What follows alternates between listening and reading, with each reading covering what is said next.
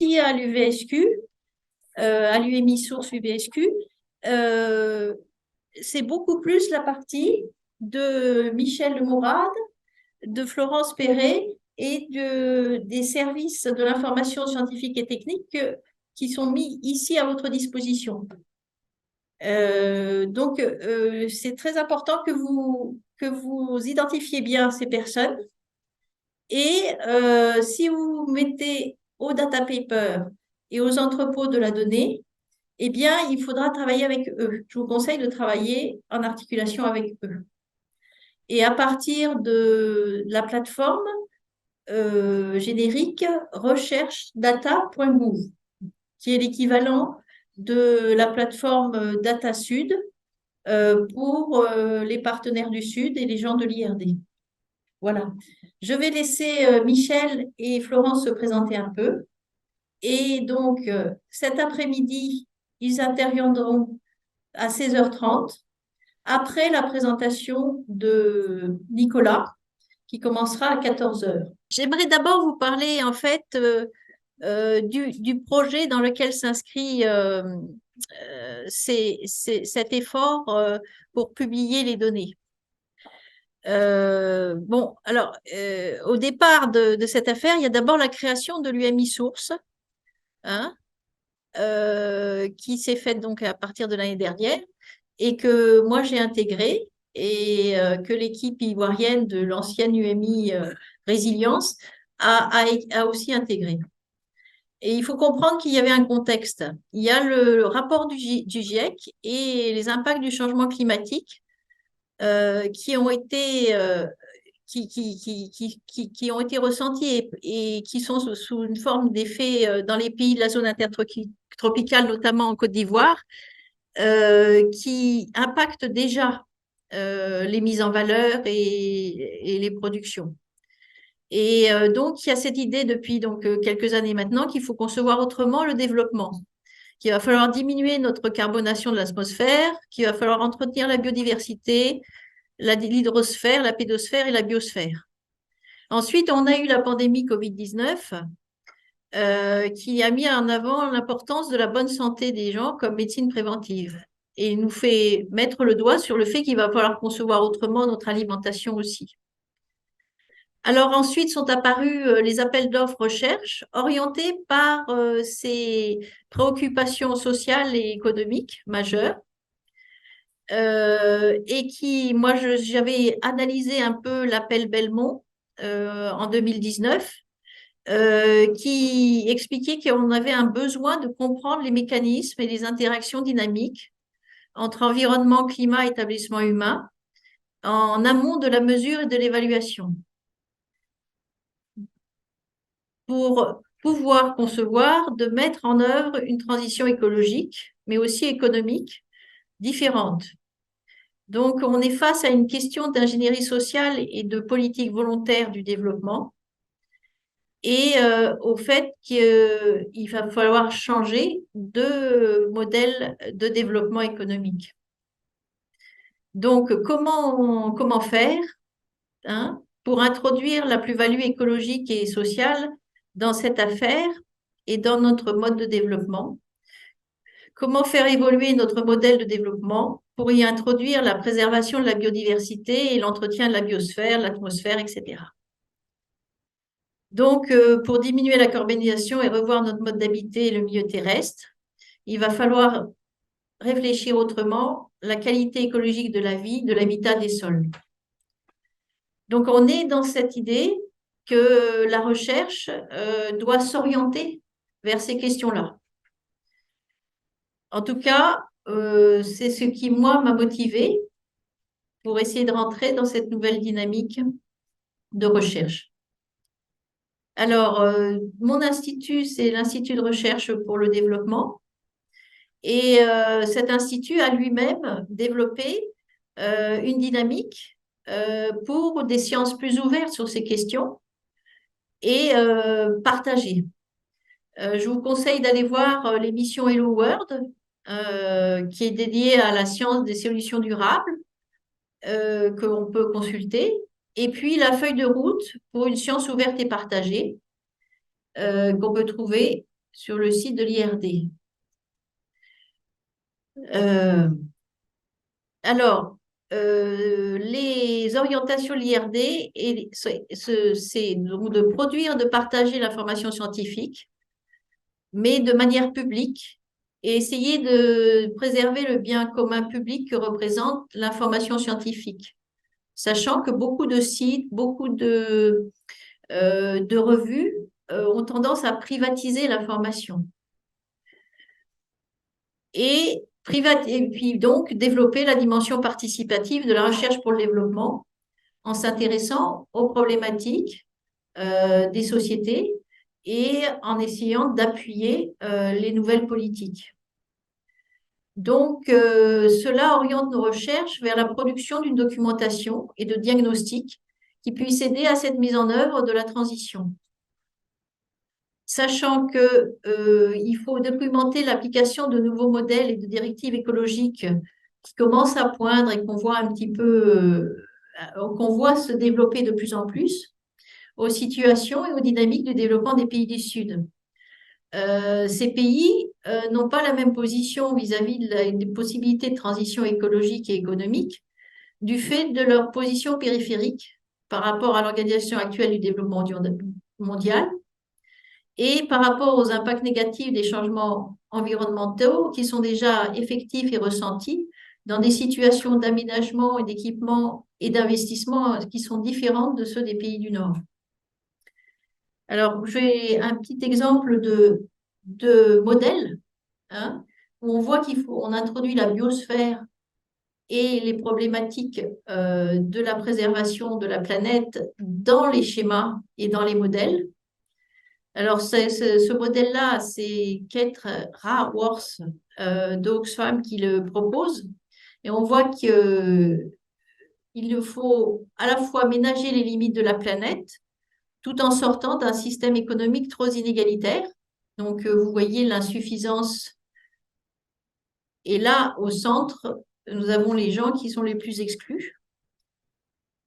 Donc, comment faire? Voilà la problématique. Comment éviter les dépassements des ressources de la planète tout en résolvant toujours les insuffisances et les inégalités dans la distribution du bien-être vital auquel notre modèle de développement n'a pas su répondre jusque-là complètement. Voilà. Donc, notre idée, que nous proposons dans l'équipe UMI Côte d'Ivoire, c'est de faire une analyse de chaque situation de développement en fonction du contexte de cette situation et peut-être d'aboutir à des collections de cas et de situations, un peu comme Elinor Ostrom avait fait, pour essayer de modéliser et de proposer des nouveaux modèles ou des solutions. Donc ça veut dire beaucoup de reprendre une description et une analyse des mécanismes et des interactions au niveau de chaque territoire, cas, situation d'étude, pour ensuite modéliser, puis éventuellement aller vers les prospectives et les diagnostics pour solution des difficultés. Alors, reprendre l'information à ce niveau, c'est devoir faire face à un ensemble composite et complexe de données, c'est-à-dire à la fois qualitatives et quantitatives, descriptives, analytiques, évaluatives, qui vont relever de différents domaines scientifiques, aussi bien des sciences humaines et sociales, des sciences de l'environnement, des sciences numériques, de la démographie, etc. Voilà, donc on pense partir donc des situations de terrain, donc du bas vers le haut, pour remonter une information sur la diversité des situations et des capacités ou des possibilités de transition, d'application des modèles de transition écologique et économique. Donc, les chercheurs les mieux placés, ce sont ceux qui sont en proximité du terrain, qui vont avoir, par leur réalisation de thèse pour les doctorants, par la réalisation de leur terrain pour les chercheurs, une bonne connaissance et un bon suivi des réalités du développement spécifiques au territoire des Suds. En fait, on a besoin de leur expertise contextuelle et on a besoin de leur potentialité de médiation par rapport aux populations et aux différentes parties prenantes du développement qu'ils connaissent, qu'ils interrogent et qu'ils fréquentent du fait de leur activité scientifique. Donc un rôle majeur pour les chercheurs de terrain, connaisseurs, fins connaisseurs des contextes locaux. Alors, là je suis un peu gênée, mais c'est pas grave. Donc, nous avons réfléchi à, un protocole et une démarche que je vous présente ici, qui est l'écosystème de la démarche expérimentale qu'on cherche à mettre en place. Donc, l'idée est de partir donc, du terrain. Donc, vous voyez là le terrain. Du chercheur, collecteur, médiateur et transmetteur du savoir et du savoir-faire, des en bas vers les en haut, et puis des en haut vers les en bas. Donc, c'est là que moi, je place les doctorants et les docteurs, les jeunes docteurs et les chercheurs en sciences humaines et sociales. Parce qu'en fait, ces questions d'application de la transition écologique et économique, c'est beaucoup une question d'organisation sociale, d'ingénierie sociale, de modifier nos rapports d'usage, d'exploitation, d'habitation. Et donc, en fait, l'ensemble des sciences humaines et sociales ont un rôle majeur à jouer par rapport aux sciences de l'environnement, qui ont déjà, pour grande part, via des rapports comme le rapport du GIEC, mesuré et évalué les évolutions, les changements environnementaux. Donc, nous partons du terrain, nous cherchons à documenter, écrire, analyser, modéliser le développement des situations, des projets écologiques, des modèles économiques, et puis l'applicabilité contextuelle des alternatives économiques, techniques et normatives de la transition qui sont proposées. Alors pour ça, on va créer et assembler les jeux de données, réaliser les analyses scientifiques à partir de ces jeux de données issus de l'observation et du dialogue sur le terrain. Alors, via la plateforme DataSud de l'IRD, nous avons créé une communauté intellectuelle et collaborative qui s'intéresse à la création et à la restitution de ces données pour arriver à rentrer ces jeux de données sur cette plateforme et créer un entrepôt de la donnée et par jeu de données, pouvoir publier ces données, les rendre accessibles et obtenir ce qu'on appelle un DOI, c'est-à-dire un numéro de référence de publication de jeux de données. Alors, cette communauté s'appelle l'ICDKF Lab. IC pour Côte d'Ivoire, DKF pour les données des savoirs du développement, la fabrique des données du savoir du développement. Voilà. Lab, parce qu'on essaie de fonctionner comme un Fab Lab. Donc, ces données, à partir de cette communauté intellectuelle de réflexion, eh bien, on essaie de les normaliser selon les principes FAIR, de créer les métadonnées qui les décrivent, et ensuite l'entreposage dans la collection DKF, cette collection étant celle de l'UMI Source actuellement, une collection qui appartient à l'UMI Source. Alors, donc ce dépôt organisé de jeux de données, on l'accompagne des outils, des méthodes, des concepts et des modèles.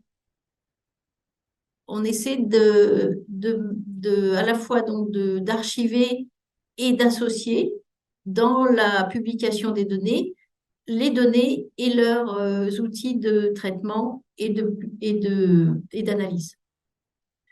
Ainsi se crée la collection elle-même à partir du logiciel Dataverse. Alors, le logiciel Dataverse, c'est un logiciel open source mis en place par l'Université de Harvard, a priori au départ pour les sciences humaines et sociales, dont la direction de l'information scientifique et technique de l'IRD c'est approprié, ce logiciel, pour concevoir une plateforme DataSud qui est adaptée aux objets et aux besoins des projets de recherche développés par les chercheurs IRD et leurs partenaires. Donc, à partir de cette plateforme, on publie les mots-clés, le data paper, et on peut ouvrir les données. Ensuite, ces données sont donc accessibles au niveau planétaire via Internet, accessibles pour les revues quand on dépose des articles, et on peut s'appuyer sur ces DOI pour documenter et argumenter les articles. Et ensuite, donc, c'est à la fois accessible pour les revues scientifiques, mais aussi les instances socio-économiques et politiques, les décideurs, les acteurs locaux aussi en Côte d'Ivoire. Ça touche absolument tout le monde. Donc, on peut à ce moment-là être vu et rendu visible. Et ensuite, au niveau international, donc une documentation, des nouveaux modèles, des théories, des innovations, des autres situations dans le monde via cette publication sur des plateformes d'entreposage de données publiques scientifiques peuvent être consultées et peuvent être accessibles pour les chercheurs eux-mêmes. Voilà. Donc, en fait, l'idée, voilà, ça, ce serait l'écosystème. Voilà le cercle virtueux de notre démarche. Ensuite, donc, nos axes de travail, donc, c'est d'abord donc de former aux outils et aux démarches de la science ouverte et leur adaptation aux démarches de la recherche sciences humaines et sociales, orientées par les questions de l'éco-développement ou développement écologique et économique. Donc, comme je viens de vous l'expliquer. Donc là, on s'appuie sur les collègues des sciences de l'information scientifique et technique, pour nous à l'IRD, pour concevoir et formaliser nos jeux de données.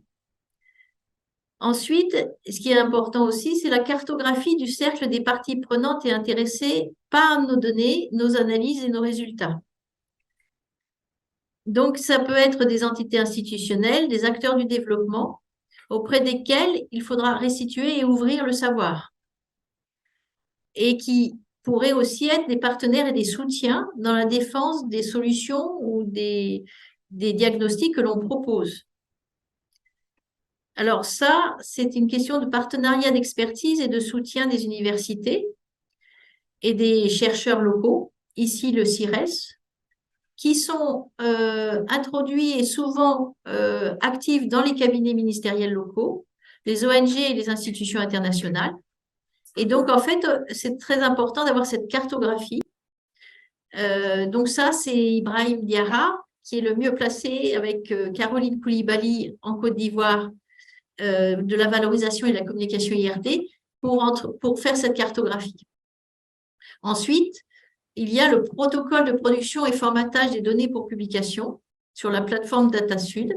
Donc là, on a essayé d'avoir un partenariat ou une répartition des tâches avec les différents spécialistes des types de données. Donc, pour les données audiovisuelles, par exemple, on essaie de travailler avec un jeune scénariste du Centre d'études et de recherche en communication en Côte d'Ivoire. Pour les données géographiques, avec un spécialiste de la géomatique. Pour les bases statistiques, ce sera les gens du CIRES qui s'en occuperont. Pour une enquête qu'on va mener sur la perception des changements environnementaux, nous avons aussi quelqu'un avec qui on cherche à travailler, qui est plutôt un cabinet extérieur. Mais Judith Thiobaud, qui sera en charge de cette enquête, est une ancienne doctorante qui a une bonne maîtrise et une compétence sur les enquêtes socio-économiques et de perception. Enfin, on va s'appuyer sur l'ensemble des collaborateurs de l'ICDKF Lab pour la conception des data papers et des jeux de données. Donc, ces collaborateurs c'est à la fois des doctorants en cours de thèse et d'anciens docteurs, jeunes docteurs, soit entrés à l'université, soit en recherche d'emploi ou en intégration différente, telle que Judith Yobo. Enfin, le dernier axe de travail, c'est essayer de développer l'innovation dans les formes et les produits de restitution des savoirs et des données en sciences humaines et sociales sur le développement. Et donc, on cherche un petit peu à trouver des nouvelles formes, dont, par exemple, le tableau diagnostique des conditions contextuelles pour une mise en œuvre efficace de la transition écologique, c'est-à-dire essayer de construire des tableaux qui présentent à la fois les ressources, les potentiels, les écueils et facteurs de blocage, les changements pour solutions et les avantages collatéraux, écologiques, économiques et sociaux, pour les présenter sous une forme qui puisse être facilement accessible et utilisable par les différentes parties prenantes. Voilà. Donc, j'ai schématisé la cible et nos différentes axes de travail et objectifs.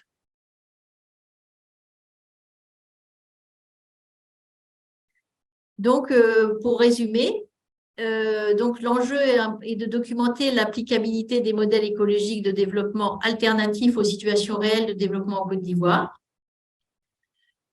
de développer une nouvelle ingénierie écologique, sociale et économique et une reformalisation des cadres économiques, techniques et institutionnels, et promouvoir et développer la valorisation des chercheurs en sciences humaines et sociales de terrain. La méthode, c'est d'expérimenter une démarche de recherche orientée par l'objectif qui est imposé de réussite de la mise en œuvre de la transition écologique et économique. Donc, analyser les situations réelles de développement, cibler des objets clés pour le développement durable et soutenable en Côte d'Ivoire, tels que l'agriculture, l'habitat, l'alimentation, le foncier et l'eau, les cadres de l'ingénierie économique et sociale du développement et la perception des changements environnementaux. Produire des tableaux diagnostiques des conditions durables et soutenables de la transition écologique et économique, renforcer la capacité réflexive de documentation et de transmission de la force intellectuelle ivoirienne et activer la participation des savoir-faire locaux techniques, économiques, institutionnels, sociaux, en communication et transmission de l'information. Enfin, publier au niveau international et planétaire les jeux de données et des articles scientifiques appuyés sur ces données, ces analyses et ces modèles descriptifs des situations réelles de développement et de capacité à la transition écologique et économique. Alors, la ressource, comme je disais, c'était un peu de développer des Creative Commons scientifiques via l'ICDKF Lab. Et la matérialisation, c'est une collection de jeux de données Ivory Coast Development Knowledge Fabric Lab sur la plateforme IRD Data Sud, une production de tableaux diagnostiques, une restitution locale auprès des parties prenantes et concernées. Voilà. Donc là, je me suis un peu répétée. Donc, nous avons mené différentes actions. Du moment où on a été zone test pour un entrepôt de sciences humaines et sociales dans le cadre de la mise en place de la plateforme Data Sud, jusqu'à aujourd'hui, en 2023, les actions que nous avons à engager. Les actions que nous avons à engager, c'est principalement de créer et de stocker et de publier ces jeux de données. Alors, pour cela, on va suivre la démarche suivante. Pour chaque article ou analyse produite, un jeu de données sera associé auquel on pourra se référer. Pour un jeu de données, disposer des protocoles de production et de restitution par type de données. Et pour chaque sujet et article, fabriquer le jeu de données et le publier. Donc, une production de notre projet, c'est la production et documentation d'un panel d'outils techniques et conceptuels pour une prise en main rapide d'une démarche de sciences ouvertes. Donc, on a à la fois cette production d'outils et cette production d'articles et production de jeux de données. Alors, juste pour vous donner un peu de contenu, les thématiques de recherche qui sont actuellement développées au sein de notre groupe et animées par les séminaires du CIRES, c'est la question de la transition agroécologique de l'économie de plantation en Côte d'Ivoire via la question de la cacaoculture. Et là, en fait, on a un groupe de 3 doctorants qui étudient un économiste, un géographe, un sociologue, qui étudient cette question du devenir et de la transformation de l'économie de la cacaoculture. Ensuite, on a un groupe qui travaille sur la qualité de l'habitat, à Abidjan principalement, et ce que pourraient être les modèles alternatifs à l'habitat social. Ensuite, nous avons les formes de l'extraction financière en Côte d'Ivoire, qui était animée par 2 chercheurs principalement du CIRES, qui est une sociologue et une économiste, qui s'engagent de façon assez volontaire dans l'approche de la corruption en Côte d'Ivoire. Les transitions foncières urbaines et rurales, c'est là aussi un groupe important qui valorise les travaux de plusieurs jeunes docteurs. La chaîne alimentaire ivoirienne, qui est aussi étudiée via la thèse en cours de Denise Koné-Obella. Enfin, le sujet de la justice sociale et environnementale en Côte d'Ivoire, qui est animé par Jean-Marcel Kofi et Chiaba Nadou. Plus, bon, d'autres sujets, mais c'était pour donner un peu de contenu. Voilà. Bon, pour produire les jeux de données, qui est l'objet de cette année 2023, nous sommes organisés en capsules. Pour avoir les scénarios d'articles et d'analyse que l'on veut documenter par les jeux de données. 2, pour concevoir les ensembles de données géographiques et socio-économiques pour les zones tests qui vont être retenues. 3, pour concevoir les jeux de données audiovisuels, qualitatives et de perception. Donc, on s'est organisé un petit peu et réparti le travail. Voilà. Et par exemple, en l'état actuel, on s'est aperçu que nous avions 2 unités et échelles principales d'études qui pouvaient s'appliquer dans tous les cas d'approche spatiale, le terroir villageois et le village, la parcelle agricole familiale. 2 modes d'approche à l'échelle de la parcelle ont été réfléchis. Le fait de reconstituer les trajectoires de chaque parcelle en termes de droit, d'aménagement, d'occupation et de mise en valeur économique. Et puis, réaliser la chronique des conflits autour de ces parcelles. Et au niveau du terroir villageois et du village, on va pouvoir faire la morphogénèse de l'occupation et de l'aménagement de l'espace, l'historiographie des conflits, et puis essayer de composer le tableau d'assemblage des données existantes au niveau de chaque terroir. Données administratives, données secondaires, données d'enquête, données de terrain. Voilà. Donc là, c'était pour vous présenter le projet.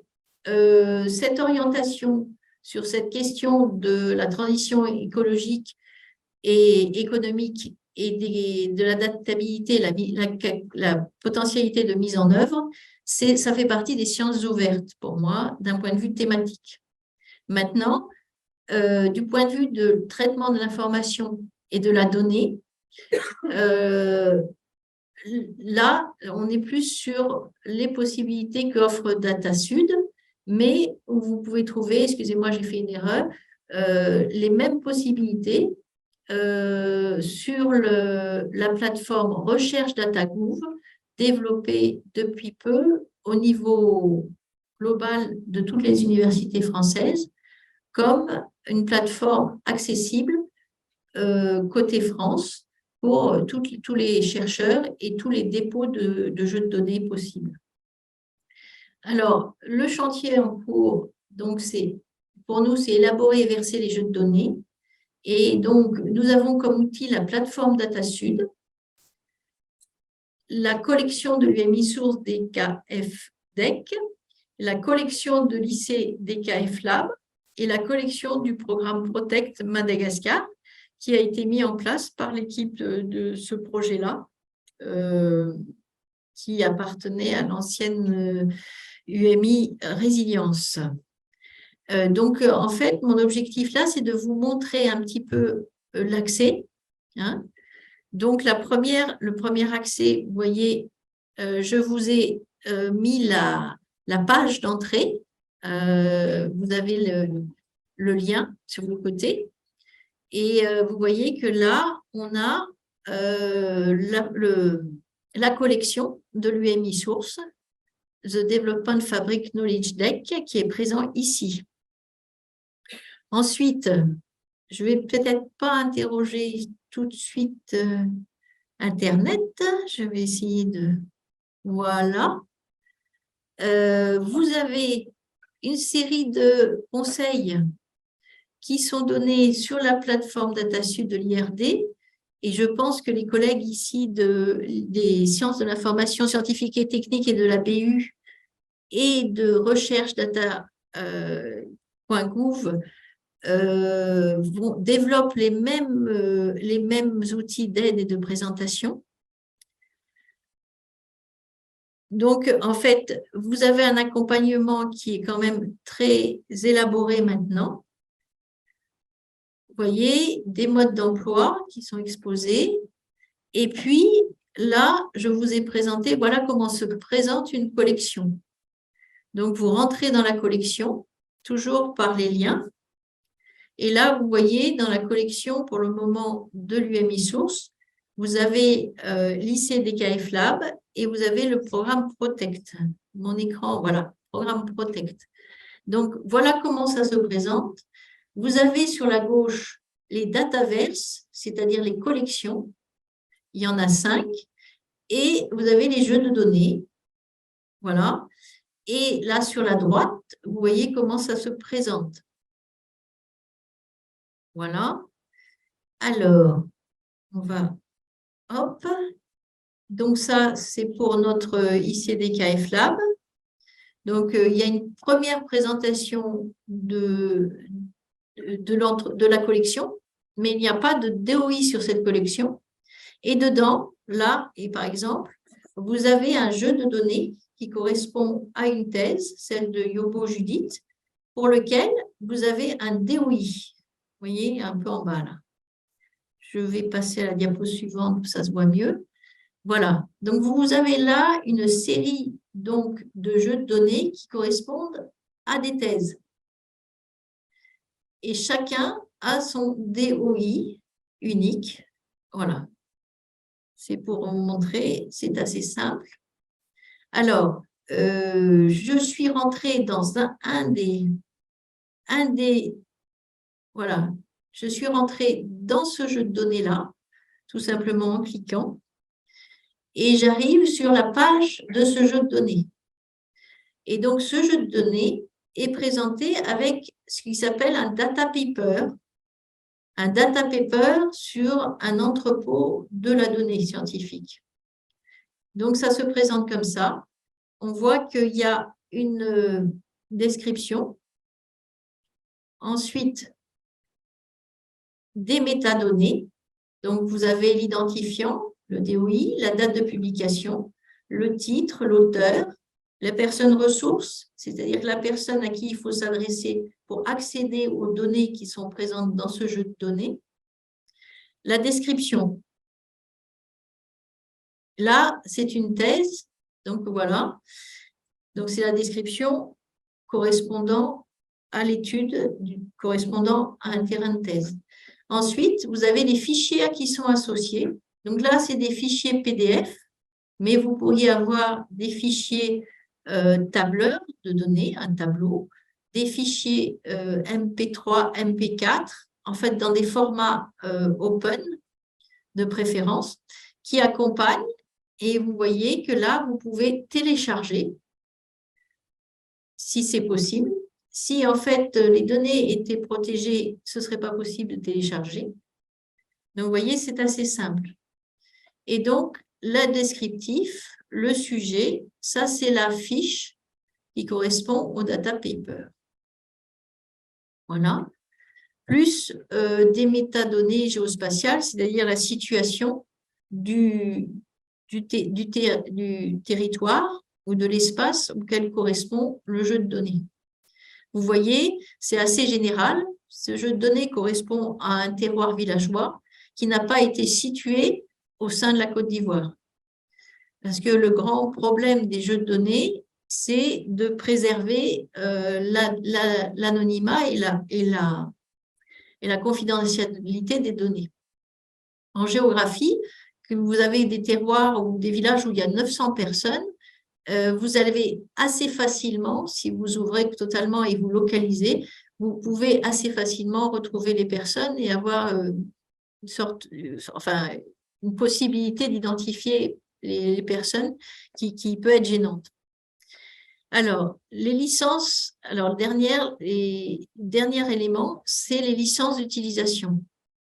Alors ici, Apollinaire Quadio-Quassi a choisi une licence qui permet donc de l'ouvrir, d'accéder à ces fichiers, mais sans possibilité de les transformer. Voilà. Alors, un des éléments importants des entrepôts de la donnée scientifique, c'est de définir précisément la propriété et les capacités d'ouverture selon la propriété et selon le respect donc, de l'anonymat des personnes. En sciences humaines et sociales et en santé, c'est très important. Et donc, en fait, il faut savoir ouvrir les données autant que possible et les garder fermées autant que nécessaire. Et donc, il faut comprendre que vous pouvez mettre en entrepôt de la donnée scientifique des données sources, des données précises, anonymisées, mais vous n'êtes pas obligé de les ouvrir totalement. Et vous pouvez choisir de ne les ouvrir qu'à la demande, en mettant tout simplement en référence votre adresse email. Vous pouvez choisir de n'ouvrir que des données agrégées, mais vous pouvez choisir de garder, de stocker et d'archiver dans l'entrepôt, du moins la plateforme DataSud, des données sources que vous n'ouvrirez jamais directement, sauf spécifiquement à la demande et en fonction d'une grille d'utilisation que l'utilisateur, par exemple un engagement à la confidentialité, un engagement, etc., que l'utilisateur à qui vous ouvrez vos données spécifiquement s'engage à tenir. En effet, il y a des règles sur la publication des données et donc principalement la démarche du faire. C'est-à-dire le faire, c'est faire que les informations soient trouvables, accessibles, interopérables et réutilisables. Et donc, en fait, les jeux de données et les entrepôts, tels que DataSud, ou je pense Recherche data.gouv le fait aussi, cherchent à rendre le plus accessible possible les données. Le but, c'est de pouvoir partager ces données et de pouvoir faire qu'elles soient tout de suite visibles, saisissables et utilisables au niveau international en passant par Internet. Une fois que votre DOI et vos mots-clés ont été obtenus, les mots-clés, votre entrepôt, votre data paper est visible directement sur Internet. Voilà. Donc, pour vous aider dans la mise en œuvre, par exemple, au sein de l'IRD, on s'est aperçu que réaliser un plan de gestion de données, qui est quelque chose qui est demandé dans les appels d'offres à projets de recherche, très souvent, permettait de bien définir tout ce qui est droit, tout ce qui est élément de description de la donnée et de son accès, tel que le demande le remplissage des métadonnées dans le jeu de données sur une plateforme, sur un entrepôt de la donnée scientifique. Donc là, nous, on a utilisé le plan de gestion de données d'Oranum sur les conseils de Caroline Doucouré. Ensuite, Luc Decker, qui est responsable de la plateforme DataSud de l'IRD, a mis à disposition pour que nous puissions travailler un entrepôt travaux pratiques où on peut tester les choses sans que ce soit publiable. Donc, ça nous permet de rentrer dans la pratique, de faire les formations et de faire des essais. Parce qu'il faut comprendre qu'une fois que quelque chose est publié et le DOI obtenu, ça ne peut pas être effaçable. Vous pouvez le modifier éventuellement, refaire une autre version, mais le DOI est unique et obtenu et visible de façon pérenne sur l'ensemble de la toile Internet, sur l'ensemble de la communauté Dataverse. C'est intéressant parce que ça oblige aussi à se discipliner. C'est-à-dire qu'une fois que vous aurez publié quelque chose, vous ne pourrez pas revenir dessus. Et donc, vous serez connu pour avoir publié, si vous avez fait des erreurs, si vous vous êtes permis de publier des choses qui ne sont pas vraies, eh ben, c'est ineffaçable. Donc, c'est important d'y réfléchir et de passer par ces outils d'aide. Et la relecture, par exemple, pour la plateforme DataSud, la relecture par Luc Desquer, qui est le responsable de vos projets de data paper et de jeux de données. Alors, à l'IRD, comme ça, ils ont mis au point un guide de relecture pour se poser les bonnes questions et puis tout simplement savoir se relire et corriger ne serait-ce que les fautes d'orthographe, c'est important. Hein? Donc, pour l'UVSQ, je pense que le service de la BU, Michel Demourad et Florence Perret, mettent au point des outils de même facture. Hein. Donc, je vais essayer d'aller vous ouvrir directement. Donc, je vais peut-être passer à la suivante. Oui, voilà. Là, sur la rédaction du plan de gestion de données, nous avons testé et nous avons entre autres Apollinaire Kouassi, qui est un doctorant de l'équipe qui travaille sur la cacao culture, qui a fait un plan de gestion de référence qui corresponde à une démarche de thèse.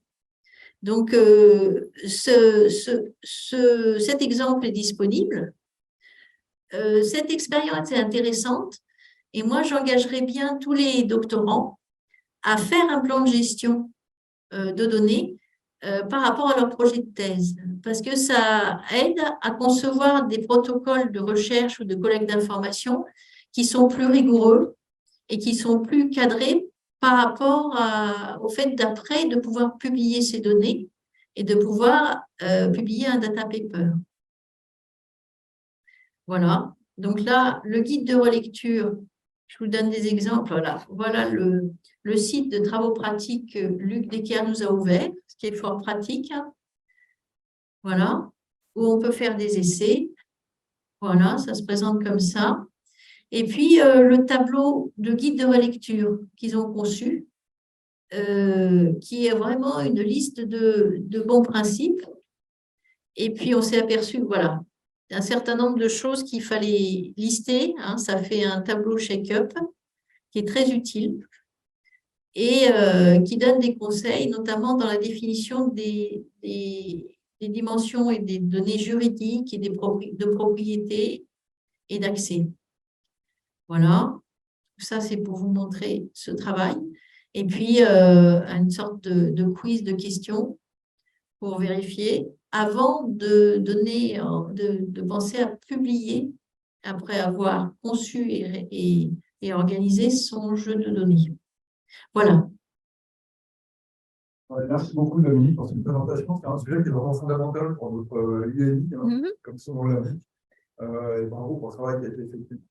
Vraiment, pour moi, c'est un exemple à suivre hein, pour nos doctorants, pour nous aussi, pour nos recherches, parce qu'il y a un vrai enjeu de positionnement par rapport à ce qui fait science aujourd'hui.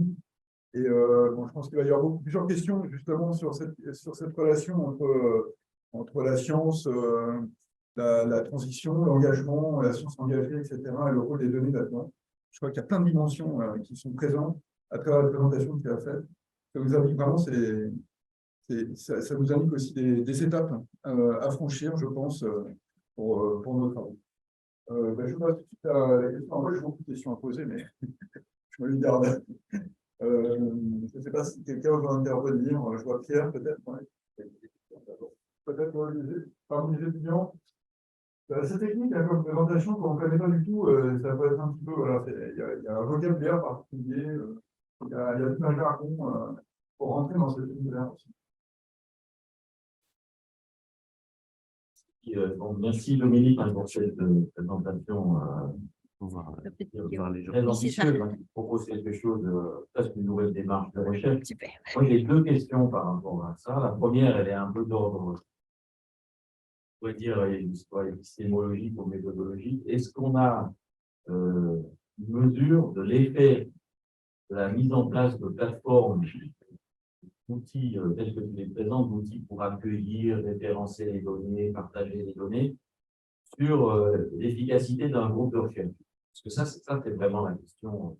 Est-ce que ça va changer l'efficacité ou améliorer l'efficacité de la recherche? Est-ce que toi, tu as vu que les étudiants ou les jeunes chercheurs qui mettent leurs données partagées sur une même question ou sur un même terrain, est-ce que ça les fait avancer plus vite dans leur thèse? Est-ce qu'il y a un effet sur la performance de recherche? Ça, c'est une première question, parce que si c'est le cas, ça veut dire que, bon, progressivement, ça va devenir la méthode pour tout le monde, ce qui n'est pas encore le cas. Ça, c'est une première question. La deuxième question, un peu sensible, si tu présentes ça au ministre de la Recherche en Côte d'Ivoire, je ne sais pas, vous avez sans doute fait des choses, des présentations au moins devant la direction de la recherche. Est-ce qu'ils pensent de voir que tu présentes que sur des questions de territoire ivoirien ou de thèses de recherche ivoirien, de nombreux, plusieurs jeunes doctorants, jeunes collègues ivoiriens s'apprêtent à mettre leurs données, leurs écrits, leurs méthodes très intéressantes, au lieu de les publier au lieu de ne pas les publier ou de les mettre dans des revues quand elles sont terminées, dans des revues internationales, là, ils les mettent sur un entrepôt, qui est quand même un entrepôt IRD, maîtrisé au nord, formaté au nord, et peut-être sur un serveur, je ne sais pas où il est, au nord, ou alors en cloud, je ne sais pas. Mais on dirait qu'il y a un enjeu de souveraineté. Et de même que les pays du Sud ont mis des années à se dire qu'il fallait qu'ils aient la maîtrise de certaines publications et donc à créer des revues, est-ce que là, tout d'un coup, ils ne vont pas dire, ah ben ça y est, ça recommence, on nous envoie un nouvel outil du Nord, et ben voilà, il va falloir qu'on passe à travers, qu'on s'y conforme. Et une fois de plus, c'est le Nord qui nous impose des méthodes de recherche. Voilà. Ça pourrait être un point critique et aussi un point critique par exemple, entre BSU et IRD, puisque voilà, s'il y a plusieurs outils, c'est aussi un petit enjeu de souveraineté franco-français éventuellement. Voilà. Pour commencer, deux questions super faciles, notamment sur l'efficacité de la recherche, l'impact sur l'efficacité de la recherche. Alors, d'une part,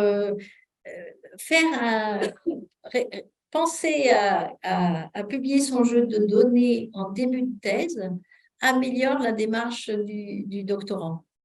Parce qu'en fait, en remplissant le plan de gestion de données ou la description data paper de l'entrepôt, en fait, il réalise comment on doit choisir des mots-clés, comment on doit s'associer dans son vocabulaire à des glossaires qui existent, comment on doit organiser ses enquêtes, sachant qu'il faut idéalement faire remplir par la personne interrogée une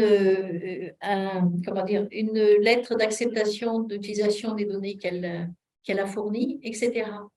Donc, sur la formalisation des jeux de données, notamment en sciences humaines et sociales, ça rend plus rigoureuse la démarche. Et de ce point de vue-là, oui, c'est plus efficace.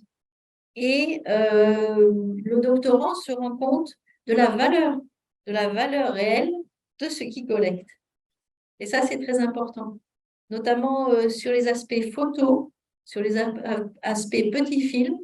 En fait, ça oblige à les formaliser, à les mettre en forme très rapidement. Et à ce moment-là, on s'aperçoit qu'on a des collections de données. Les entretiens, pareil. Les entretiens, on les met en texte, on les saisit, etc. On s'aperçoit vraiment d'une capitalisation, du capital d'information qui est apporté. Alors, souvent, en sciences humaines et sociales, sur un terrain donné, on dit oui, mais c'est un petit échantillon, je ne suis pas sûre de la représentativité, ce n'est qu'un village, ce n'est qu'un terroir, ce n'est que, voilà. Mais en fait, les entrepôts de la donnée, ça restitue la donnée telle qu'elle a été collectée ou assemblée, et il n'y a pas d'objectif de représentativité globale. Ça donne vraiment la donnée telle qu'elle a été. Et quelque part, ça permet de valoriser des petits ensembles de données en sortant de cette obligation de représentativité qui se pose au moment de l'analyse. Et comme Elinor Ostrom avait fait, on peut penser qu'à terme, si tout le monde met ces cas, par exemple, nous, tous les terroirs qu'on va étudier, ou même d'autres chercheurs qui étudient des terroirs, eh bien, en Côte d'Ivoire, eh bien, chacun va créer son jeu de données et on va voir la carte de Côte d'Ivoire peu à peu des terroirs se dessiner. Et ensuite, en partage ensemble, on pourrait faire une étude d'ensemble des terroirs.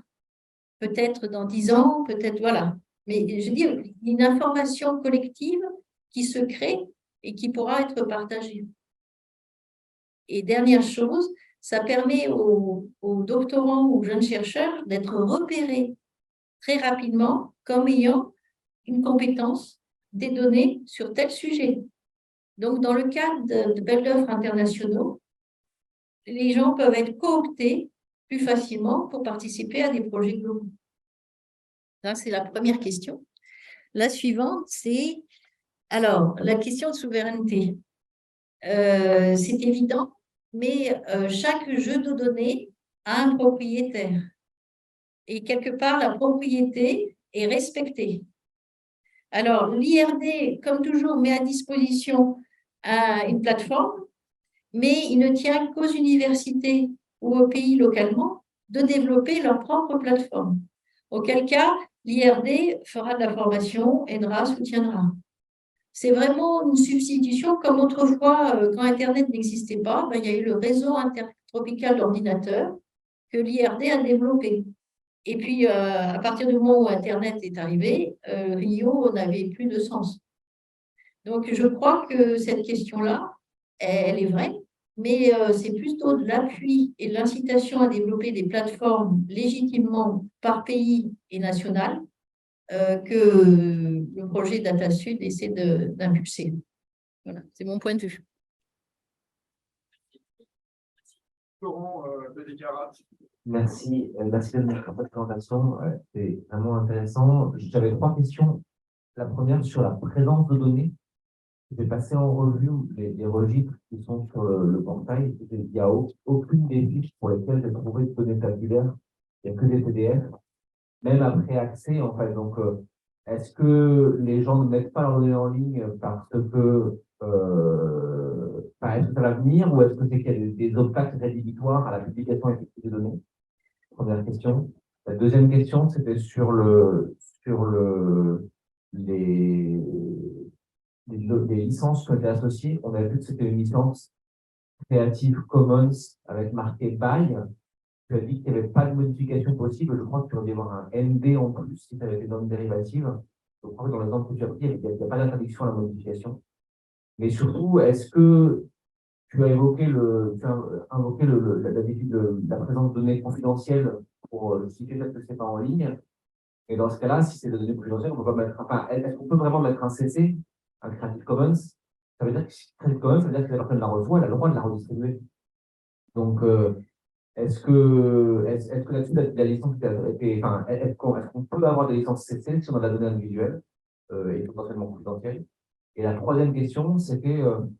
Tu mentionnes, enfin, tu présentes un mouvement d'ouverture de données avec des cas en faisant le lien avec Elinor Ostrom, mais ma question c'est quel est le rôle de la théorie là-dedans? Elinor Ostrom, il y avait un agenda de recherche, il y avait aussi une analyse théorique sur les communs qui était un peu structurante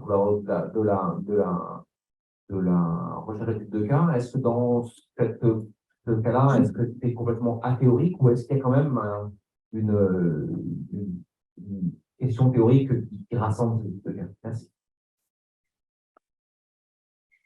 Alors, pour la première question, moi, je suis bien contente que vous soyez allés voir. C'est très bien. Mais en fait, de fait, nous avons déclaré principalement les jeux de données, mais nous n'avons pas encore mis les jeux de données.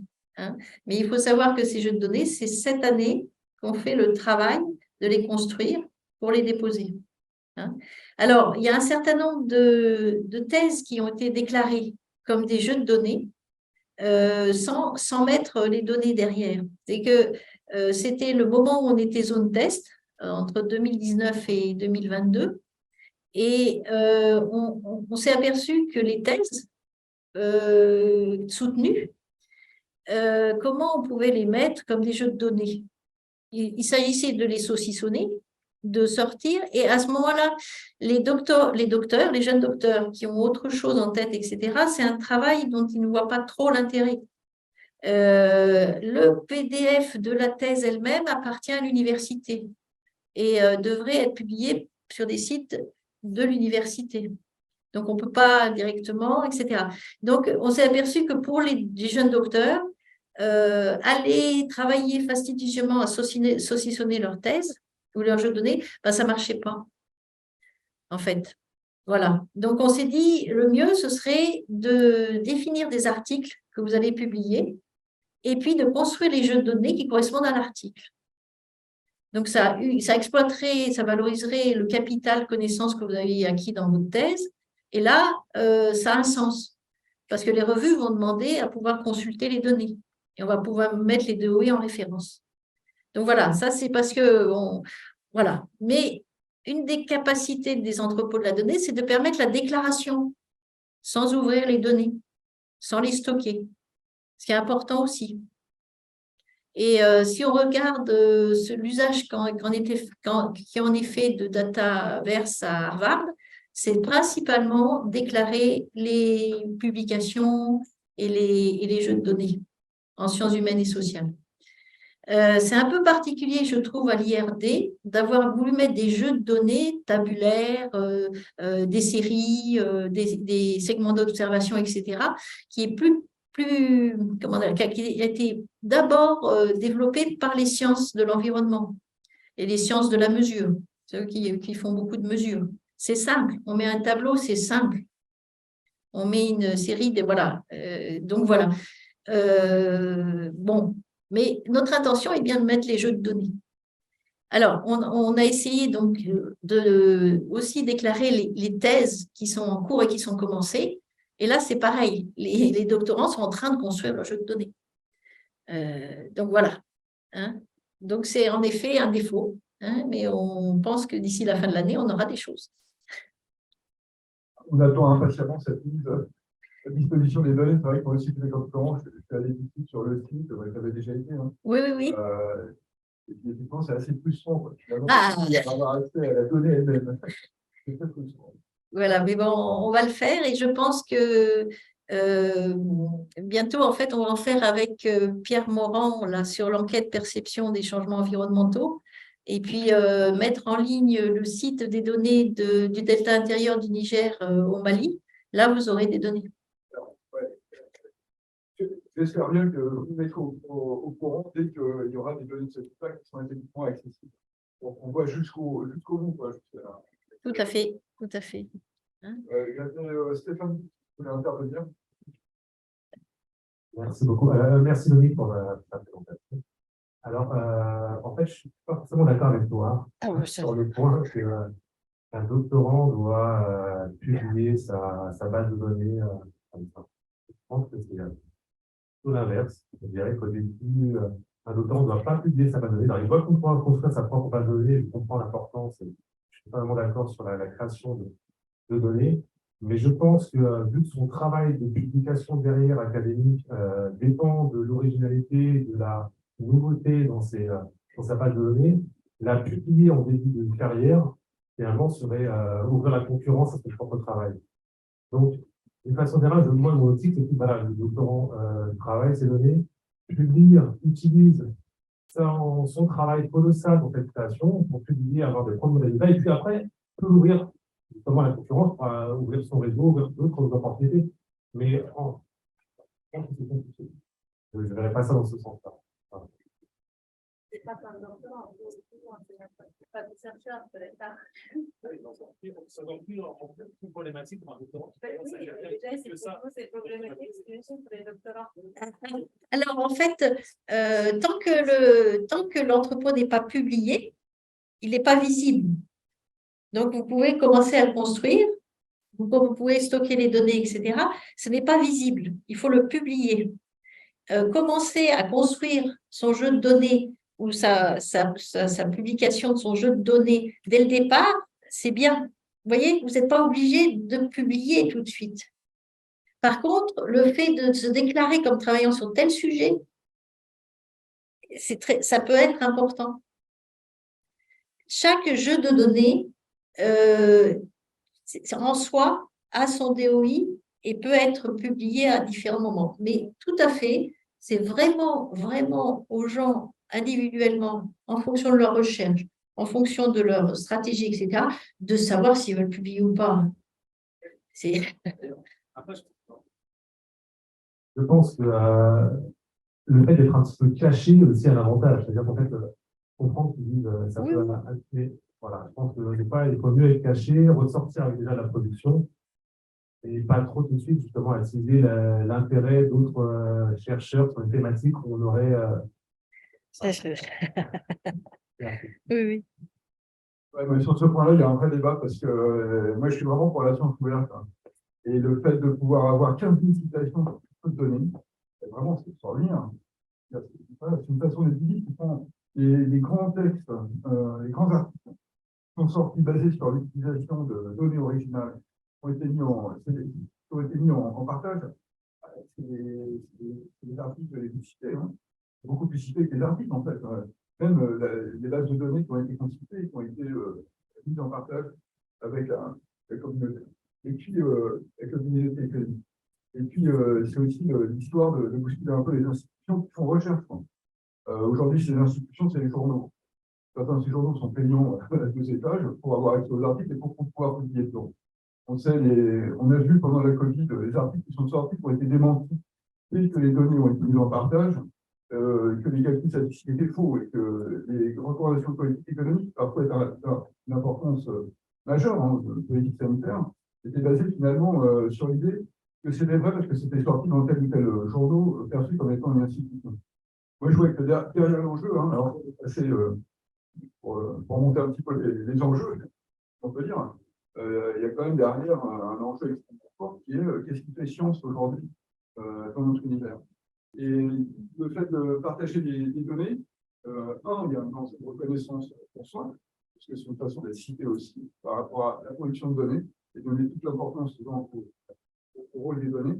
Et deux, et Florent pourra nous en parler parce que il a participé, il a fait des études de réplicabilité. Ce qui fait science aujourd'hui aussi, c'est quand on affirme quelque chose sur une base empirique, c'est de donner les moyens de reproduire et de retrouver, de répliquer ces résultats ou pas. Et ça, pour moi, c'est vraiment un critère de scientificité qui permet de dépasser d'ailleurs les institutions, vous dites, tel journal, ce Lancet. Si ça sort dans ce Lancet, c'est vrai. Bah non, c'est pas vrai. Par exemple. Jessie, Merci Dominique pour la présentation qui est intéressante et qui, pour moi, est une vraie ouverture. Je ne connais pas du tout la science ouverte.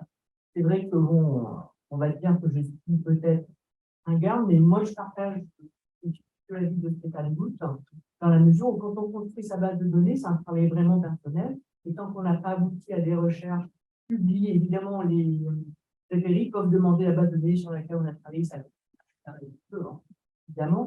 Et sinon, mettre en ouverture toutes ces données, moi, là, ça peut poser un souci pour le travail des chercheurs lui-même. Mais j'avais une autre question, parce que tu dis qu'il y a la méthode, la démarche FAIR, et données réutilisables et interopérables. Si on entre dans cette démarche-là, ça veut dire qu'on a aussi une autre démarche scientifique pour pouvoir récupérer la donnée sur le terrain. Et là, j'avais une petite question moi, sur le travail que vous allez faire en 2023, puisque vous dites que sur les parcelles agricoles, vous allez travailler sur la chronique des conflits et les racines des conflits. Oui. Mais si on parle, alors si on veut vraiment aller dans la science ouverte, pourquoi travailler sur les conflits et non pas sur les usages? Parce que quand tu travailles sur l'historique de la chronique des conflits, tu arrives à une étape donnée avec une situation déjà de conflit. Or, pour moi, le conflit est postérieur aux usages, pour lequel, à chaque évolution d'usage, tu as des parties prenantes et des conflits différents qui prennent des formes différentes se créent. Sur cette question, en fait, la trajectoire des parcelles, c'est ça. C'est en dehors de la chronique du conflit, autour des conflits possibles autour de l'usage, de l'occupation ou de la propriété de la parcelle, il y a les trajectoires. Trajectoires dans le droit, c'est-à-dire de leur définition en droit coutumier en Côte d'Ivoire jusqu'à leur entrée et intégration dans le droit foncier urbain ou le droit foncier privatif rural.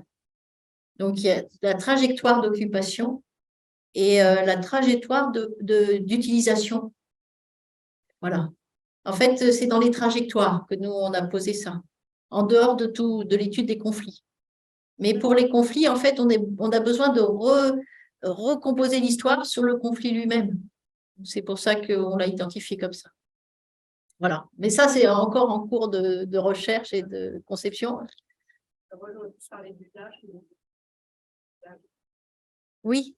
Donc, la façon dont la trajectoire d'occupation, d'exploitation de la parcelle, c'est ça. C'est à la fois les usages, les occupations, etc. Merci. Juste avant de passer la parole à Florent Bellécarin, s'il voulait réintervenir. Ah, je n'ai pas répondu. Juste pour répondre à Jessie, qui en a élément de discussion, hein, c'est un vrai débat. Moi, dans ma carrière, franchement, derrière moi, j'ai l'impression de laisser un cimetière de bases de données. Il y a une multitude de bases de données dans les projets qu'on a fait, etc. Ils sont tous morts. Donc, le danger, ce n'est pas tellement le fait de se faire réapproprier ces données. Le problème, le danger, c'est plutôt de ne pas du tout valoriser ces données et qu'elles restent inutilisées, inutilisables, pas comparables, etc. Pour moi, le danger, il est là, en fait. Laurent.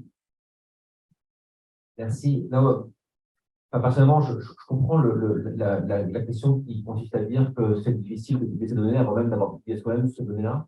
Après, ce qu'il faut savoir, c'est que c'est vraiment la norme et ça devient une partie de ce qui est considéré comme important pour l'intégrité scientifique, y compris, et là-dessus, à l'heure actuelle, si vous allez voir le site de la page web du Data Editor de l'American Economic Association, donc, qui publie la plupart des plus grandes revues en économie, aujourd'hui, il n'est plus possible de publier un papier dans une de ces revues-là sans ouvrir les données qui sont derrière. Alors, s'il y a les bonnes justifications qui sont à côté, elles peuvent être gardées sur demande l'accès, qu'on puisse justifier de la bonne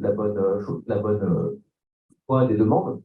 Mais la plupart des revues aujourd'hui, il n'est plus envisageable, il est matériellement plus possible de publier un article sans publier les données avec. La deuxième chose, c'est qu'il y a eu un très bon article en 2021 dans Nature Scientific Data qui fait un peu, ils ont été recontactés tous les auteurs qui n'avaient pas publié dans leurs données en disant data disponible à la demande, available upon request. Et ce qu'on peut se rendre compte, c'est que moins de la moitié des auteurs répondent en envoyant la donnée. Ils ont fait un protocole comme ça de recontact, donc tirer une compte d'environ 1 millier d'études. Et donc, ce que je veux dire, c'est que lorsque les gens disent dans quelles peuvent les données, mais je dis qu'elles vont être accessibles à la demande, en moyenne, et là, il s'agit des revues publiées dans la revue Nature et Science, donc à un certain niveau, on n'est qu'à la moitié des données qui sont effectivement obtenues. Donc, ce que je veux dire, c'est que dans des revues un peu moins bonnes, on peut considérer que ça va être encore plus élevé. Donc, potentiellement, ça veut dire qu'il y a vraiment un problème pour la reproductivité de la science si on ne fait pas ça. Et le dernier point, c'est sur les questions de financement. Moi, j'ai travaillé à l'Agence française de développement avant, on ne finançait plus aucune collecte de données, si les données n'étaient pas ouvertes derrière. Et aujourd'hui, on ne peut plus être financé par l'ANR, on ne peut plus être financé quoi que ce soit par l'Union européenne. Ça, c'est pour la création de données dans le cadre de production, mais si vous lisez la loi pour notre politique numérique de 2016, dès lors que son activité est publiée à plus de 50% par les administrations publiques, on est dans l'obligation de publier ces données-là. Et on peut même avoir, vous devez les publier. Alors, il y a un embargo de 6 mois pour les données sans dur ou de 12 mois pour les. Mais c'est-à-dire que même dès lors que mon salaire à toi est financé, enfin, il y a la question de savoir est-ce que la collecte de données a été financée comme ça ou si les données sont quand même avec des moyens numériques. Si ton salaire à toi est financé par des bailleurs publics, ce que je veux dire, c'est que ça devient. Il y a en effet un truc un peu un problème parce que les clandestins, ouais, d'avoir des gens qui vont du coup piggybacking pour aller venir piocher leurs données pour publier avant vous. Mais après, une approche que font beaucoup de gens, c'est qu'ils vont publier des papiers, même assez simples. Et j'ai un très bon exemple d'un papier sur la taille des aires protégées, la taille de la déforestation en Amazonie. Ils ont pu produire une donnée, ils en ont fait quelque chose de très simple. Ils ont une donnée marquante dans leur donnée qui ressort en fait descriptive. Il suffit de faire un tableau croisé pour l'obtenir. Ils publient ça, le truc est déjà publié 1000 et quelques fois. Enfin, ça devient un truc qui en termes de. Voilà. C'est ce que je voulais dire, et Dominique l'a bien dit, on n'est pas obligé d'ouvrir tout dans le plus fin détail de la donnée. Donc, déjà, à la première étape, on peut bien déclarer la donnée avec un certain niveau d'agrégation. Après, au fur et à mesure, on ouvre la donnée, comme tu disais, un procédure. Je vais passer le micro parce que là, j'ai peur que tout le monde entende. Après, prise de parole de Marie Pierron, qui voulait poser une question. Ouais, c'est pas complètement une question, c'est juste de réagir à ce débat. J'ai l'impression que.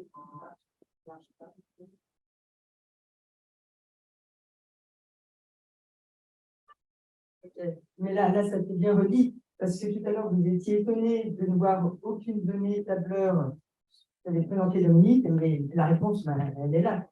C'est bien parce qu'il faut d'abord que le travail soit fait, soit édité, soit connu, pour ensuite on a vraiment les données cruciales, celles qui posent problème, et que personne ne veut en général fournir pas.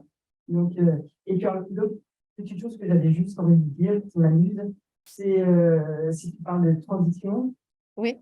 Et puis alors, les data centers vont exploser avec la science ouverte. Moi, ça m'interroge beaucoup. Voilà. C'est vrai. Vas-y. C'est-à-dire que je te passe le micro. J'ai un micro, Dominique Manoukian, mais merci.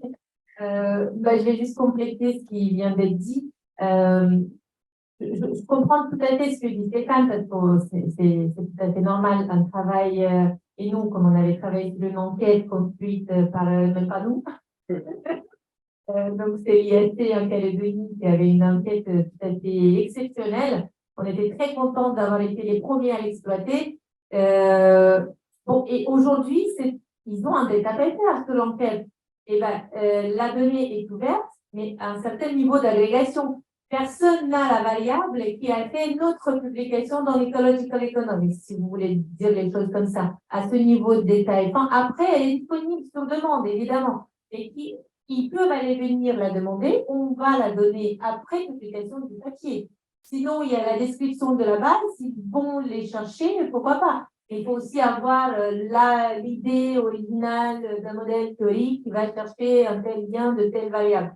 Donc, comme tu disais, Florent, s'ils ont trouvé statistiquement une variable qui est tout à fait matante, autant d'exploiter celle-là et puis après, les autres données, c'est décrit dans la base des données et ça prend un peu de temps, il faut juste être un peu réactif, mais en même temps, voilà, je pense pas, comme disait Stéphane, qu'il faut tout de suite mettre des barrières. Moi, j'ai beaucoup de données que j'ai utilisées. Je connais les auteurs par leurs données et pas par les travaux qui vont avec. Alessina et al, je les cite 1000 fois parce que je travaille sur les données de fragmentation ethnique, mais leur travail, je l'ai lu une fois rapidement. C'est pas leur travail qui m'a marqué en soi, c'est la donnée qui a été utilisée, très utilisée. Et comme ça, des données de ce type-là, j'en cite énormément. Et c'est pas tant le travail qui va vraiment derrière de ces chercheurs ayant exploité ou pas leur. Je pense que leur travail à la base, peut-être qu'il a été cité une centaine de fois, mais je suis certaine que les bases de données ont explosé le score 1000 fois plus. Donc, si vous avez des bases de données vraiment originales, pensez à les valoriser avant tout, après, tout en réfléchissant comment mettre en valeur aussi cette pépite d'infos, de variables et ne pas trop traîner exploiter, mais ne pas avoir peur quand même de les mettre en disposition.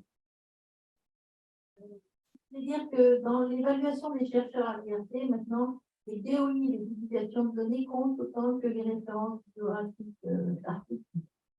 L'autre aspect de l'entrepôt de la donnée, il ne faut pas oublier, c'est que ça pérennise vos données.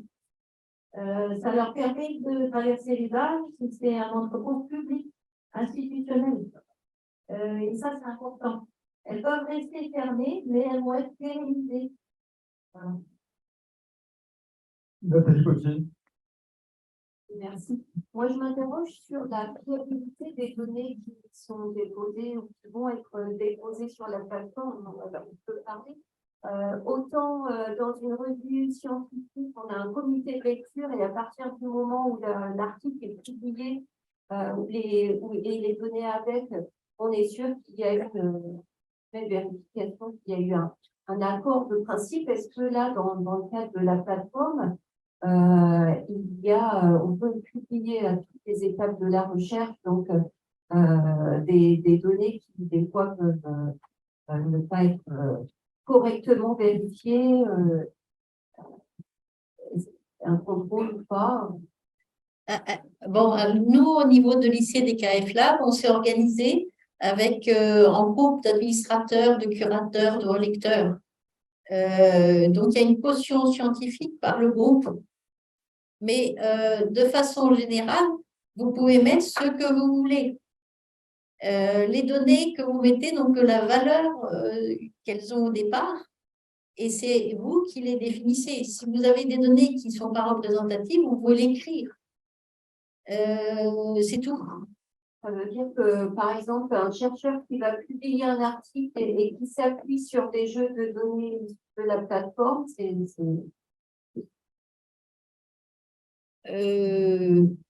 enfin, ces jeux de données à lui sur la plateforme. des jeux de données qu'il aura récupérés sur la plateforme. Oui, oui. Elles n'ont que la valeur, mais elles sont décrites. Hein. Et dans la description que vous en faites, ça évalue leur représentativité, ce sur quel échantillon ils ont été faits, etc. Donc, en fait, vous avez une description exacte de la donnée. Hein. Et si vous en faites une description fausse, elle est fausse. Hein. Voilà. Est-ce qu'il y a d'autres questions? J'ai entendu parler dans la présentation, mais j'ai peut-être mal compris. Tu as fait référence à la production d'un manuel. Est-ce que tu peux nous en dire un petit peu plus? Alors là, mon idée, c'est de faire un manuel de prise en main rapide des outils de la science ouverte. C'est-à-dire, à partir de ce qu'on fait, faire des fiches qui permettent à chacun de trouver les outils, de trouver les méthodes et de refaire ce que nous, on va faire. Autrefois, j'avais fait avec Bernard Lortic un manuel de cartographie rapide dans lequel on avait mis toutes les manips, tous nos menus pour créer une base de données urbaine facilement, etc. C'est du même genre. Donc, c'est de restituer en fait tous les outils, les trucs, et puis surtout les personnes ressources et les références, et les tutos, les manuels, les guides, etc. Dans un PDF de fiches que j'intitule Manuel de prise en main rapide des outils de la science ouverte. Ouais. Merci.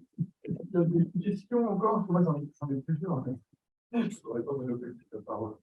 Vous voyez, moi, je trouve franchement, c'est un débat qui est absolument formidable et central par rapport à nos recherches. C'est initier les questions et les débats. Je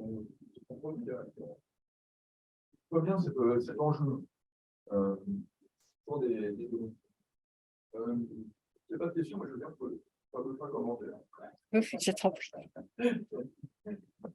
Ouais, moi, j'avais. Alors, je trouve d'abord que, ouais, comme l'a relevé Pierre, c'est un projet qui est très ambitieux. Et je trouve que ça mérite. Alors, cette ambition, elle a un coût, évidemment, et c'est le fait que, très concrètement, on est tous confrontés à un jargon qu'on ne maîtrise pas forcément, avec plein de nouveaux termes, et que parfois tout ça paraît très confus. Je me souvien d'une présentation qui avait été faite par le collègue de la bibliothèque, où coup, je n'avais pas compté exactement le nombre d'acronymes dont j'avais jamais entendu parler, mais j'avais découvert, je crois qu'il y en avait une centaine. En 3 heures de présentation, le PowerPoint. Donc, il y a un effet de souffle, souvent associé à ce genre de présentation, et peut être assez dévastateur. Alors, il ne faut pas oublier qu'au-delà de cet effet de souffle, en fait, ça vaut le coup de l'assumer, cet effet de souffle, parce que vraiment, l'enjeu, il est là. L'enjeu, il est là, il est déjà là. Et ce qui me semble important, c'est de réussir à mettre de l'ordre dans cette présentation, dans ces présentations. Et les data papers, c'est pas la mise en entrepôt, c'est autre chose. Et donc, bien différencier en fait les différentes étapes. C'est pour ça que je pose la question sur le LabVet. Parce que sur le jargon et la technique, etc., qui a été présenté, il y a différents éléments qui sont plus ou moins interdépendants, évidemment, mais qui sont aussi plus ou moins indépendants. Donc, on peut très bien faire un dépôt de données sans pour autant faire un data paper. Il faut rappeler les choses un petit peu évidentes comme ça, parce que sinon, quand tout apparaît comme étant dans tout, c'est un peu compliqué à suivre. Enfin, moi, c'est la sensation que j'en ai. Hein. C'est vrai que la première présentation auquel j'avais assisté, j'étais un petit peu estomaqué par la complexité, le nouveau jargon à absorber, etc. Un petit peu perdu, il faut bien le dire. Et là, par contre, où je ne suis pas perdu, c'est quand je vois, qu'on a rappelé très justement, à mon sens, c'est l'importance de l'accès aux données dans notre activité de recherche. Et le fait que c'est vraiment quelque chose qui est absolument incontournable. Et qu'à eu la licence, par notre présence sur les terrains, par les travaux de nos doctorants notamment, qui eux font un travail sont approfondis sur le terrain, on produit des données originales. Et que ça, c'est vraiment un apport aussi qui nous est spécifique. Hein. Enfin, c'est nous qui faisons ça, heureusement. Et sur le Unisource, on a quand même cette dimension que n'ont pas tous les labos. Et que c'est une force à exploiter.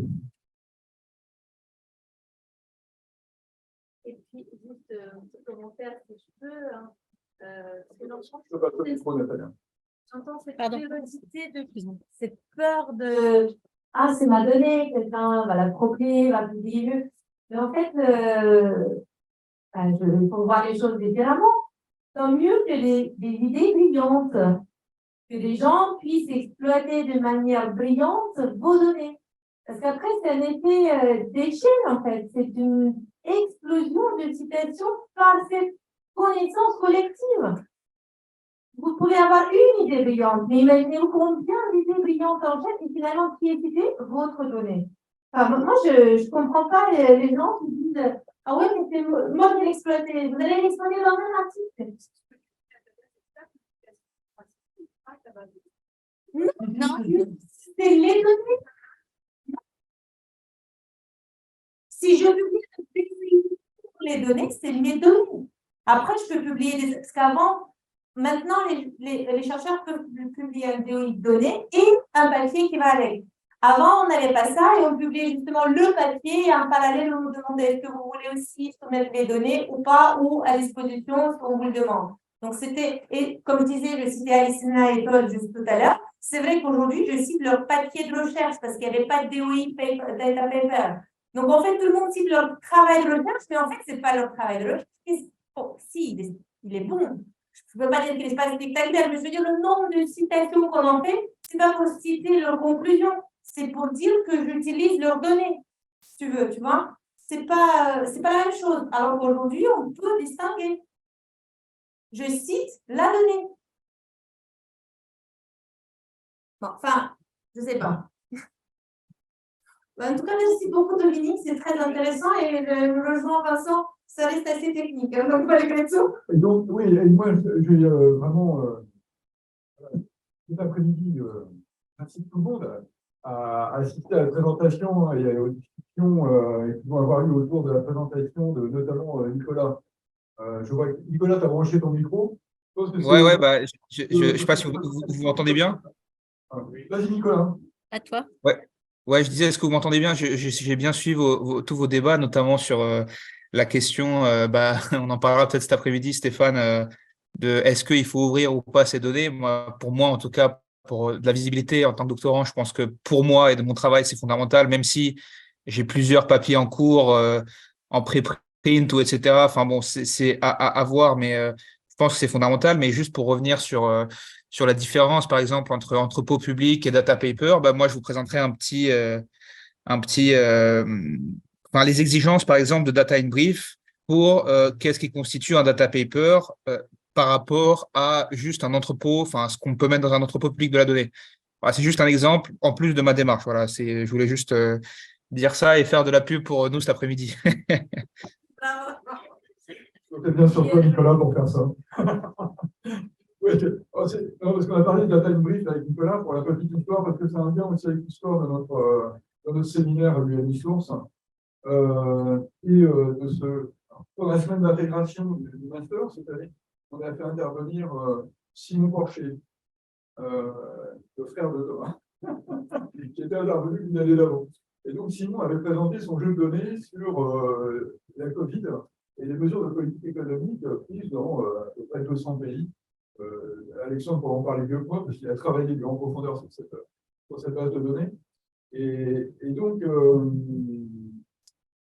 Simon Porcher, il a déjà publié en fait Data Paper, etc. Il a fait un dernier Data Paper qu'il a publié dans Data in Brief, qui en fait présente la base de données qu'il nous avait présentée en septembre, qu'il avait présentée ici. Et effectivement, la démarche elle-même, elle est très illustrative en fait d'une façon de valoriser ces données avec un dépôt de cette base de données sur GitHub, qui est assez réputée, évidemment. Et puis ensuite, la rédaction qui vient plusieurs mois après, la publication d'un data paper, je dirais quasiment détaché, d'un data in brief, et qui n'est pas un papier d'analyse statistique, empirique, économétrique ou quoi, hein. C'est vraiment le papier qui présente les caractéristiques des données. Je pense que c'est un exemple qui est intéressant pour nous. Et c'est là-dedans qu'il faut aller en fait dans le détail après. Pour aller au-delà d'aspects un petit peu techniques et complexes, ou bien relier ça à des enjeux assez concrets.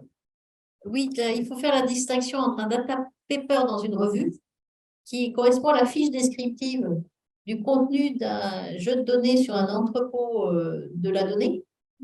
Là, c'est ça le data paper, c'est cette description en soi. Mais moi, au départ, je ne savais pas qu'il y avait des data papers dans les revues. Merci beaucoup pour ce débat, ces échanges. Il y a du travail.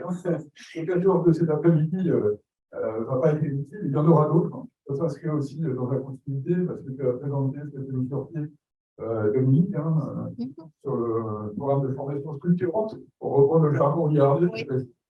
Et derrière, juste un dernier mot, enfin 2 derniers mots.